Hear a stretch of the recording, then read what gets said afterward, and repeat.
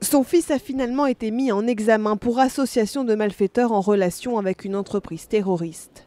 Cet après-midi, ce père de famille est arrivé au palais de justice de Paris où son fils était entendu par une juge d'instruction. Il est soupçonné d'avoir été candidat au djihad en Syrie. Un peu plus tôt dans la journée, le père de l'adolescent affirmait ne pas comprendre pourquoi son fils était entendu par la justice. Il ne s'est jamais entraîné, il n'a jamais manié d'armes.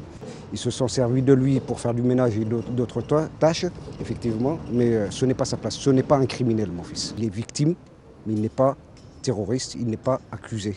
Il faut faire la part des choses. Donc tout ce que je demande, c'est qu'on le libère et sans aucune condition.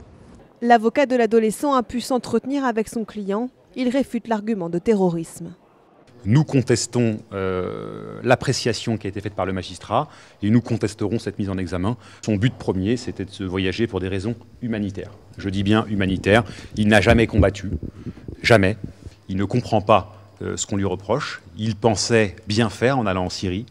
Il pensait bien faire. Il ne pensait pas qu'on pourrait un jour l'accuser de terrorisme. Le deuxième adolescent a également été mis en examen. Son avocat a lui aussi fait savoir qu'il contestait toute motivation terroriste de la part de son client. Les deux jeunes encourent jusqu'à 10 ans de prison. En raison de leur âge, 15 et 16 ans, le parquet n'a pas requis d'incarcération, mais un placement sous contrôle judiciaire.